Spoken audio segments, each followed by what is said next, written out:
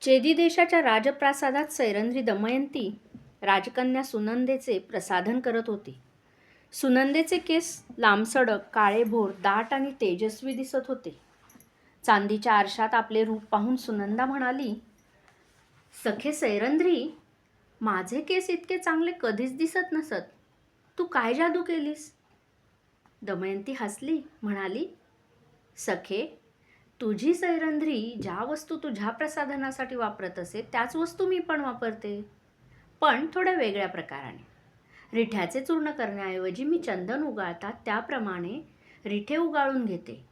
तसेच शिकेकाई उकळताना मी पाण्यात वेगवेगळ्या वनस्पती विशिष्ट प्रमाणात घालते. तुझ्या अंगाला लावायच्या उटण्यामध्ये मी हळद, चंदन आणि नागरमोथा याचे चूर्ण घालते. त्यात मी केशरयुक्त दूध मिसळते. तुझी कांती मूळचीच सुंदर आहे, त्यामुळे तिला खुलायला काहीच वेळ लागत नाही. सखे सैरंध्री, तुझी कांती तर माझ्याहून सुंदर आहे. तुझे केस नितंबापर्यंत पोचतात. ते इतके दाट आहेत की तू एकवस्त्र असूनही तुझे अंगप्रत्यंग ते झाकून टाकतात.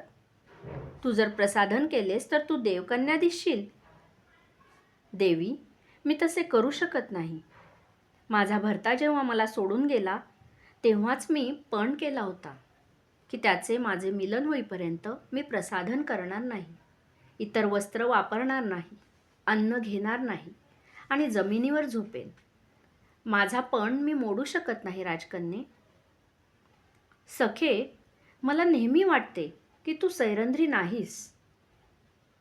मी एक राजकन्या आहे, मला दासदासींची सवय आहे, त्यांची पारख आहे, म्हणून मी खात्रीने सांगते की तू सैरंध्री नाहीस. एवढ्या भव्य प्रासादात तू सहजपणाने वावरतेस. दासदासींची तुझी वागणूक एखाद्या राजकन्येसारखी आहे. तू माझ्यासाठी जे अलंकार आणि वस्त्रे निवडतेस ते इतक्या सहजतेने की जणू आयुष्यभर तू अशा वैभवात राहिली आहेस. ज्या व्रतस्थतेने तू राहते आहेस ते कुठल्याही सामान्य कुळात जन्मलेल्या स्त्रीला जमणार नाही. तू निश्चितच राजकन्या आहेस. तू खरे खरे सांग, तू कोण आहेस? राजकन्ये, मी एक हतभागी स्त्री आहे. माझा भरता मला मध्यरात्री भर अरण्यात सोडून गेला. दैवगतीमुळे माझी अशी दशा झाली आहे. पण मला श्रेष्ठ ऋषींनी सांगितले आहे की लवकरच मला माझे गतवैभव आणि माझे पती परत मिळतील. यापुढे मी तुला काही सांगू शकत नाही आणि तूही मला काही विचारू नकोस. अश्रू भरल्या नेत्रांनी दमयंती तिथून निघून गेली. बाहुक आणि ऋतुपर्ण अक्षक्रीडा करत होते. बाहुकाने फासे फेकले. ऋतुपर्ण त्याच्या हाताकडे पाहत होता. मित्रा बाहुका, तुला आता दोन्ही फासे मिळून 6 आकड्याचे दान हवे होते. तुला 8 आकड्यांचे दान मिळाले आहे. यामुळे तू हा डाव हारलास. पण फासे फेकताना तू तुझे मनगट जर एका विशिष्ट कोनात वळवले असतेस तर तुला निश्चितच 6चे दान मिळाले असते. आता तू ते फासे पुन्हा हातात घे. आता तुझा हात असा वाकव. नाही, उलट्या दिशेला. आता त्याला जरा बाक दे. आता तुझा हात कोपरापासून वाकव. हातात फासे ज्या अवस्थेत आहे तसेच ते ठेव आणि कोपर सरळ करीत फासे फेक. नलाने त्याप्रमाणे फासे फेकले. त्याला 6चे दान मिळाले. मित्रा बाहुका, मी आता तुला बोटे, मूठ, मनगट आणि कोपर यांचा समन्वय साधून फासे कसे फेकावे ते शिकवतो. तू याचा सराव केलास की तुला जे दान हवे असेल ते निश्चितच आणि सततच मिळेल. नलाने लक्षपूर्वक प्रयत्न केला. लवकरच त्याला हवे असलेले दान टाकायला जमू लागले. ऋतुपर्णा, तू मला जे शिकवलेस त्याबद्दल मी कृतज्ञ आहे. पण जर एखादा माणूस कपटाने द्यूत खेळत असेल तर त्याचा प्रतिकार कसा करावा? बाहुका, द्यूतात कपट हे फक्त फाशांच्यात करता येते. काही जण फाशाच्या एका बाजूला भोक पाडून त्यात पारा भरतात आणि फेकण्याचे कौशल्य वापरून हवे ते दान घेतात. काही जण मनगटाला अगदी पातळ दोरी बांधतात आणि ती फाशाला बांधतात. जमिनीवर फासा पडायच्या आधीच त्यांना दान हवे ते पडणार की नाही ते कळते. जर दान मनासारखे नसेल तर दोरीला हलका झटका देऊन ते फासा पलटवू शकतात. आणखी पुष्कळ प्रकार आहेत बाहुका. मी तुला छद्मक्षाचे पण शिक्षण देईन. ऋतुपर्णा, मी तुझा अत्यंत ऋणी आहे. बाहुका, मी तुला माझा सारथी नव्हे तर माझा मित्र मानलेले आहे. तू मला अश्वविद्येत निष्णात केले आहेस. तुझ्या एवढ्या वेगाने तर मी रथ चालवू शकत नाही, पण इतर कुणाहीपेक्षा मी रथ वेगाने चालवू शकतो. आणि तुझ्या पाककौशल्याची जेवढी स्तुती करावी तेवढी कमीच पडेल. षड्रसपूर्ण भोजन बनवणारा बल्लव जगात तूच एकटा आहेस. राजन, मजवर अशीच कृपा ठेव. बाहुका, मला असे कळले आहे की तू खूप दुःखी आहेस. रोज रात्री तू विलाप करतोस. तुझ्या चुकीने तुझे सर्वस्व गेले आणि तुझ्या प्रिय पत्नीचा विरह तुला सहन करावा लागला, असे मला सांगण्यात आले आहे. मी एक राजा आहे. माझ्याजवळ पुष्कळ धन आणि सैन्य आहे. तुझ्याशी छलकपट कोण करणारा आहे ते सांग, म्हणजे मी त्याचे पारिपत्य करीन. राजन, मी तुझा ऋणी आहे, पण जे झाले आहे ते माझ्याच वागण्यामुळे झाले आहे आणि ते मला भोगायलाच हवे. जे झाले त्यात माझा दोष आहे. मीच अविचाराने वागून माझे सर्वस्व गमावून बसलो. माझ्या सुकुमार पत्नीला घोर अरण्यात मी सोडून आलो. ती जिवंत आहे की नाही ते पण मला माहीत नाही. ही दैवगती आहे, ती मला भोगलीच पाहिजे. राजन, माणसाचे आयुष्य हे रथाच्या चाकासारखे असते. एका क्षणात एक भाग वर असतो आणि दुसऱ्या क्षणी तो भाग खाली असतो.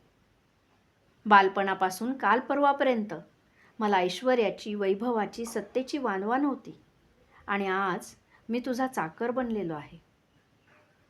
अश्रू ढाळीत नल निघून गेला. आपण आपल्या पत्नीला घोर अरण्यात का सोडून आलो आणि तिला शोधण्याचा आपण का प्रयत्न करीत नाही, हा विचार नलाच्या मनात आला नव्हता.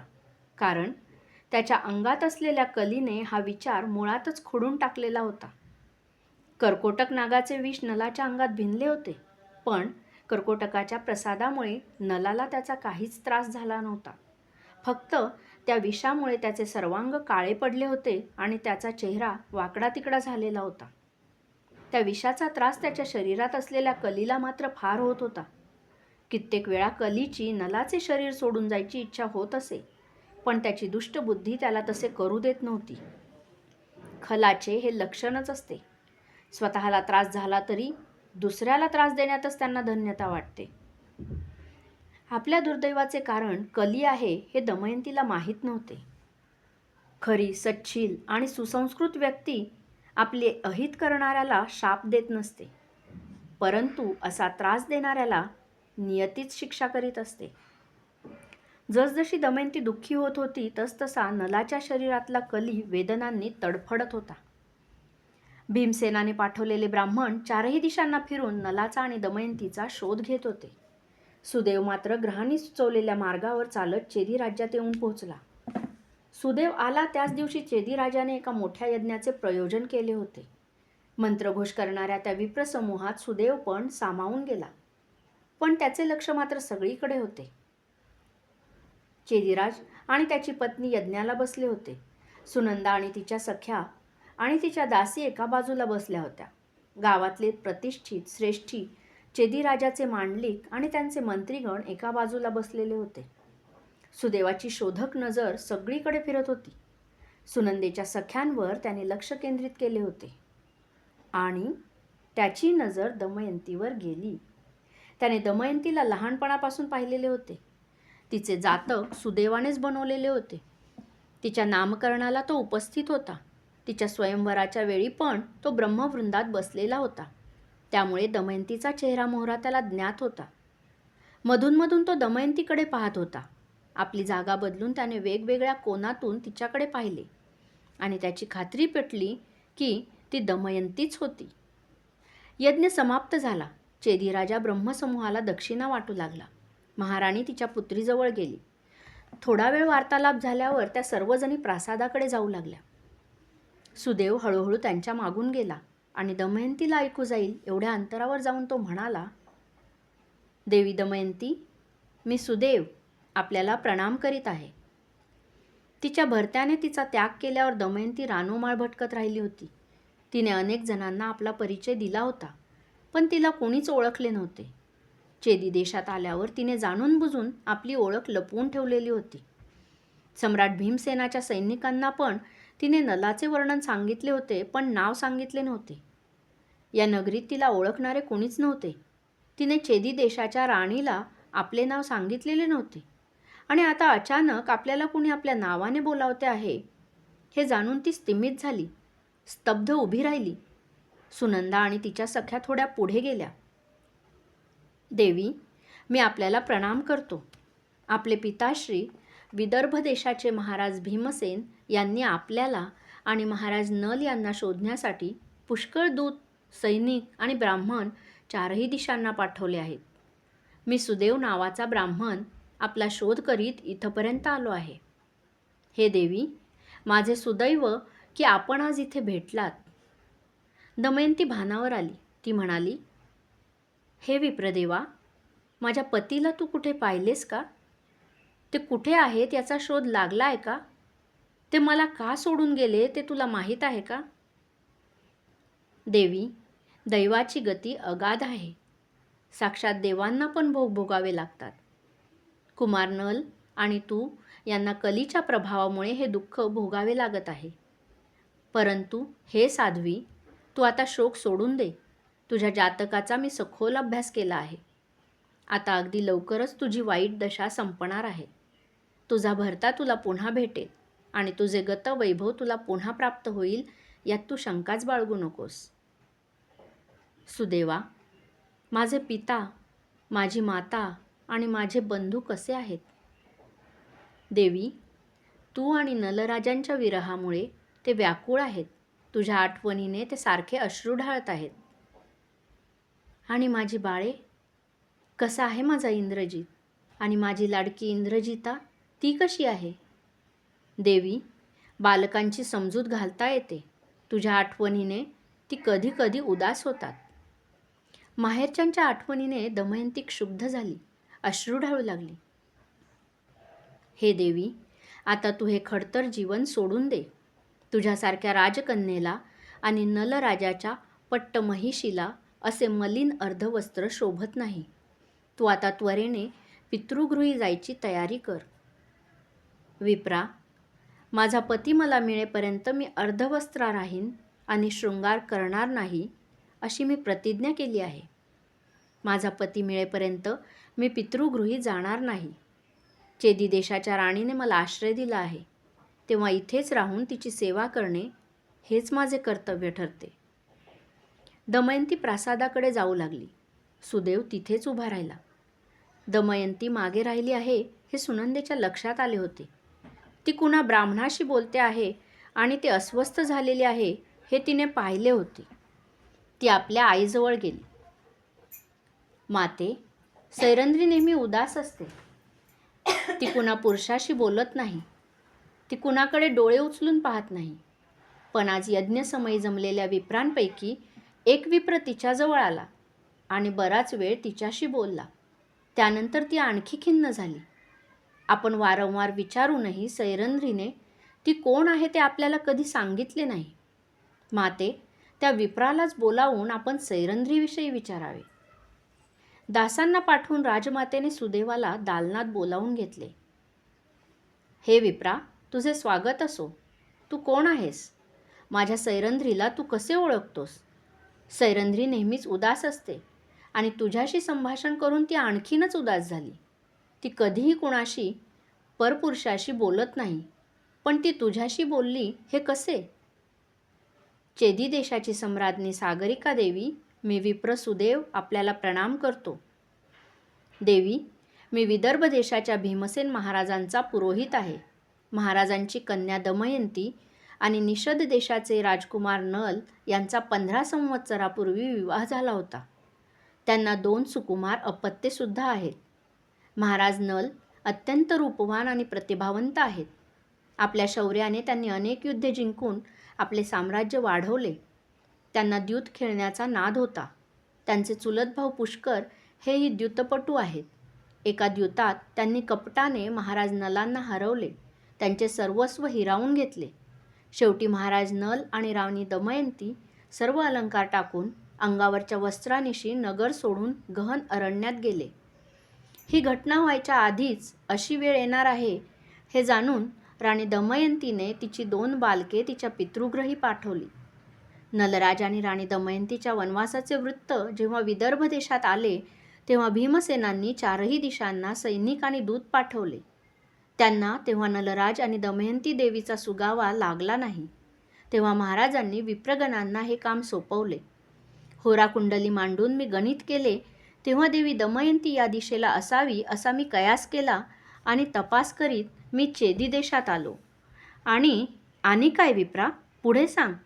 तुला देवी दमयंती सापडली? माते, मला खात्री आहे की आपल्या परिवारातच राज्ञी दमयंती आहेत. इथे माझ्या परिवारात? कोण आहे ती? देवी, मी राज्ञी दमयंतीला पुष्कळ वर्षे पाहत आहे. तिच्या नामकरणाच्या वेळी मला आठवते आहे की तिच्या डाव्या दंडाच्या आतल्या बाजूला एक तुळशीपत्र आहे. ते भगवान शिवाच्या त्रिशूलाच्या आकाराचे आहे. ते चिन्ह पाहिले तरच संपूर्ण खात्री होईल. विप्रदेवा, आता आमची उत्कंठा आणखी वाढवू नका. तुम्ही जिला दमयंती समजता ती कोण आहे? माते, मलिन अर्धवस्त्र नेसलेली सैरंध्रीच राणी दमयंती आहे असा माझा कयास आहे. फक्त ती खून पाहायला हवी. महाराणी सागरिका हे ऐकून स्तब्ध झाली. ती म्हणाली, हे विप्रा, तू आता थोडासा बाहेर थांब. सुनंदे, तू या विप्राचे बोलणे ऐकले आहेस. तुला काय वाटते? माते, तिला पाहिल्यापासूनच मला वाटत होते की ही साधारण सैरंध्री नाही, ही कुठल्या तरी राजघराण्यातली स्त्री आहे. पण ती स्वतःबद्दल काहीच बोलायला तयार नसायची. त्यामुळे मी पण तिला विचारणे बंद केले आणि मी तिला नेहमीच माझी सखी म्हणून वागवले आहे. सुनंदे, तू आत जा आणि त्या विप्राने सांगितलेली खूण तिच्या बाहूवर आहे का ते पहा आणि मग तिला त्याविषयी विचार. सुनंदा तिच्या दालनात गेली. दमयंती गवाक्षातून बाहेर पाहत होती. सुनंदा हळूच तिच्याजवळ गेली आणि म्हणाली, दमयंती. दमयंती चमकून मागे वळली. तिच्या चेहऱ्यावरच्या भावांनी ती दमयंती असल्याची सुनंदेची खात्री पटली. तिने पुढे होऊन दमयंतीचा डावा दंड वळवून पाहिला. त्रिशूलाच्या आकाराचे तुळशीपत्र स्पष्ट दिसत होते. दमयंती, तू आपली ओळख का लपवलीस? निषद देशाची तू राणी. माझ्या घरात तू यकिंचित सैरंध्री म्हणून का राहिलीस? मी तुझ्याकडून सेवा करून घेतली याची मला लाज वाटते आहे. सुनंदाच्या डोळ्यातून अश्रू आले. सखे, तू रडू नकोस. तुझ्या आश्रयाने आणि तुझ्या सहवासाने मी फार आनंदात राहिले. देवाने जे भोग माझ्या कपाळावर लिहिले आहेत ते मला भोगलेच पाहिजेत. सखे दमयंती, तुझे दुःख आता सरले आहे असेच समज. मला खात्री आहे की जसे तुझ्या पित्याने तुला शोधून काढले तसेच तो नलराजाला पण शोधून काढेल आणि मग तुम्ही दोघेही पुन्हा सुखाने राज्य कराल. चल, माता तुझी वाट पाहते आहे. सुनंदा आणि दमयंती सागरिकेच्या दालनात गेल्या. सुनंदेच्या प्रफुल्ल चेहऱ्यावरून सागरिकेला दमयंतीच्या खऱ्या स्वरूपाची जाणीव झाली. सागरिकेने पुढे येऊन दमयंतीला आलिंगन दिले. तिच्या डोळ्यातही अश्रू होते. दमयंती, काय ही देवाची लीला. आज मी तुला 30 वर्षांनंतर पाहत आहे. मी तुझ्या नामकरणाला उपस्थित होते. बाळे, मी तुझी सख्खी मावशी आहे. मी आणि तुझी माता दोघी दशाश्व देशाचे सम्राट सुदामा यांच्या कन्या. तुझ्या मातेचा विवाह विदर्भराज भीमसेनाशी झाला आणि माझा विवाह चेदीराज सुबाहूशी झाला. मग काही कारणांनी 2 राज्यात दुरावा आला होता. पण आता मैत्रीचे संबंध पुन्हा प्रस्थापित झालेले आहेत. तू माझी भाची आहेस आणि ही सुनंदा तुझी मावस बहीण आहे. काय हा योगायोग. एकमेकांच्या बाहुपाशात तिघीजणी बराच वेळ अश्रू ढाळत होत्या. मग दमयंती म्हणाली, माते, आज तू आणि माझी भगिनी भेटून मला फार आनंद झाला आणि मला माझ्या मातापितरांची, बंधूंची आणि माझ्या लहान बाळांची खूप आठवण आली. इतके दिवस मी निग्रह करून त्यांचा विचार मनात येऊ देत नव्हते. फक्त माझ्या भरत्याचाच विचार करत होते. पण आज मला स्वजनांचा विरह जाणवू लागला आहे. माते, तू मला सत्वर माझ्या माहेरी पाठवायची सोय कर. अवश्य करीन पुत्री. मी महाराजांना सांगून तुझी पूर्ण व्यवस्था करते. तू आता भोजन कर. स्नान करून तुझ्या योग्यतेला शोभेशी वस्त्रे आणि अलंकार परिधान कर. योग्य तो शृंगार कर. मग तू माझ्या घरून जा. माते, तुला मी हे आधीही सांगितले आहे. महाराज नल आणि माझा वियोग झाला तेव्हाच मी पण केला होता की मी अर्धवस्त्राच राहीन आणि कंदमूळ फळेच खाईन आणि शृंगार करणार नाही. त्यांची माझी भेट होईपर्यंत माते, माझे हे व्रत सुटणार नाही. दमयंतीला घेऊन राजमाता सागरिका आणि राजकन्या सुनंदा सम्राट भीमसेनांच्या प्रासादात गेल्या. दमयंतीची ओळख पटल्यामुळे त्याला फार आनंद झाला. दुसऱ्या दिवशी सकाळी सुबाहू आणि सागरिकेला प्रणाम करून आणि सुनंदेला वारंवार आलिंगन देऊन दमयंती पालखीत बसली. तिच्याबरोबर सशस्त्र सैनिक आणि दासदासी होते. वीरबाहूने आपल्या साडूसाठी मोठमोठ्या भेटी पण पाठवल्या होत्या. 8 दिवस सतत प्रवास करून दमयंती विदर्भ देशाला पोहोचली. 2 सैनिकांनी पुढे जाऊन तिच्या येण्याची बातमी दिलेली होती. सर्व पौरजन दमयंतीला पाहून उल्हसित झाले, पण तिला अर्धवस्त्रावत पाहून त्यांना आश्चर्य वाटले. तिच्या स्वागताला भीमसेन आणि चारुमती उभे होते. त्यांना प्रणाम करून दमयंती मातेच्या कुशीत शिरली. दोघींनाही अश्रू आवरेनात. इंद्रसेन आणि इंद्रसेना येऊन दमयंतीला बिलगले. त्यांना पाहून दमयंतीला आनंदाचे भरते आले आणि तिचा अश्रुपात पुन्हा सुरू झाला. थोड्या वेळाने सावध होऊन सगळेजण मंचकावर बसले. मग भीमसेन म्हणाला, पुत्री, ही तुझी काय अवस्था झाली आहे? नलराज इतका अक्षपटू असूनही त्या पापी पुष्करने त्याला द्योतात कसे हरवले? आणि तो पुण्यश्लोक नल तुला असाच सोडून का आणि कसा निघून गेला? तात, हेच 2 प्रश्न मी स्वतःला गेले कित्येक दिवस विचारत आहे, पण मला अजून याची उत्तरे कळालेली नाहीत. पुष्कराने नक्कीच काहीतरी कपट केले असणार आणि पुष्करानेच माझ्या पतीचा बुद्धिभेद करून त्याला परागंदा केले असावे असे मला वाटते. पुत्री, तू अशी अर्धवस्त्रा का आहेस? तू भीमसेनाची कन्या आहेस. तुझ्या पित्याच्या घरी वस्त्र आणि अलंकाराची उणीव नाही. मुली, तू आता सुस्नात हो. योग्य शृंगार कर आणि राजकन्येला आणि राजनीला शोभेल अशी वेशभूषा कर. क्षमा करा तात, माझे पती मला अर्धवस्त्रात सोडून गेले. तेव्हाच मी पण केला की ते भेटेपर्यंत मी याच वस्त्रात राहीन, जमिनीवर झोपेन, कंदमुळे भक्षण करीन आणि ब्राह्मण सोडून परपुरुषाशी भाषण करणार नाही. हेच नियम मी पाळणार. मला वेगळे काही करायच्या भरीला कृपा करून घालू नका. ठीक आहे पुत्री, तुला जे अप्रिय असेल ते मी निश्चितच करणार नाही. मी तुझे काय प्रिय करू ते मला सांग. तात, जसा विप्र सुदेव मला शोधून काढता झाला तसाच एखादा ब्राह्मण माझ्या पतीला शोधून काढेल. आपण जे ब्राह्मण माझ्या शोधाला पाठवले होते त्या ब्राह्मणांना आपण माझ्या भरत्याच्या शोधासाठी पाठवावेत आणि ते ब्राह्मण इथून जाण्याआधी मी त्यांना काही सूचना करीन. जशी तुझी इच्छा पुत्री. भीमसेनाने सुदेवाला सहस्त्र गायी आणि सहस्त्र सुवर्णमुद्रा देऊन गौरविले. मग त्याने सर्व ब्रह्मवृंदास बोलावून नलाचा शोध लावण्याच्या कामावर लावले. नलाचा शोध लावणाऱ्या विप्राला 5 सहस्त्र गायी आणि सुवर्णमुद्रांचे पारितोषिक देण्याची घोषणा पण भीमसेनाने केली.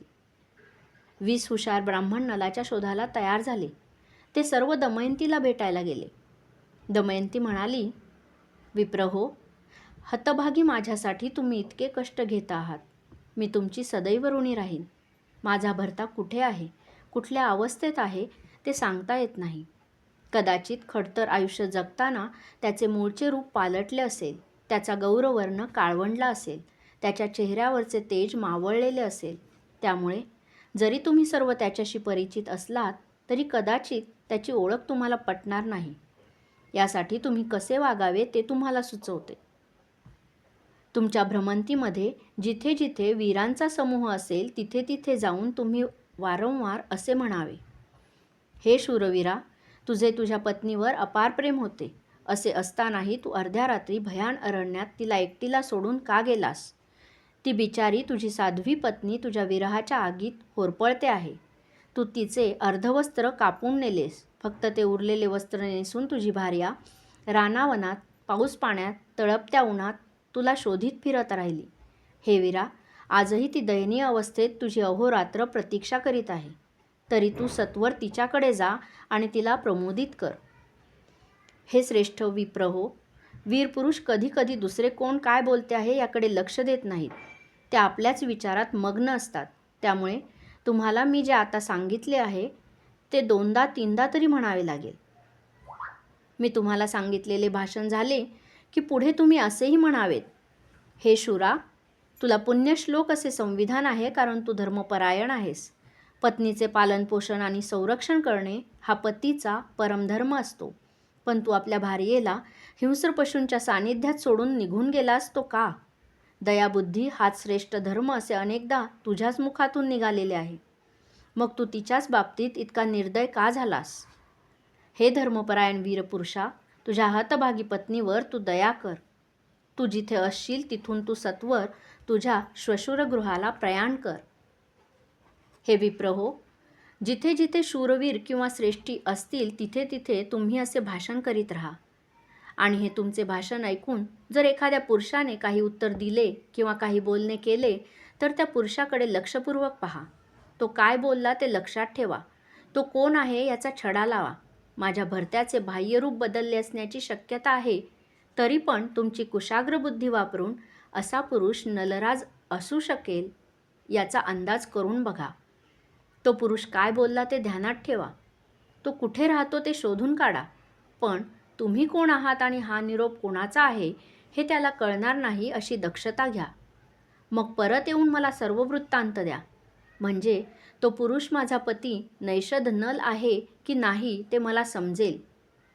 हे विप्र हो, प्रवासासाठी शतसुवर्ण मुद्रांची थैली मी प्रत्येकाला देत आहे. शिवाय माझ्या पतीला शोधून काढणाऱ्या विप्राला महाराज भीमसेन गायी आणि सुवर्णमुद्रा देणार आहेतच. ईश्वर तुमची यात्रा सफल करो.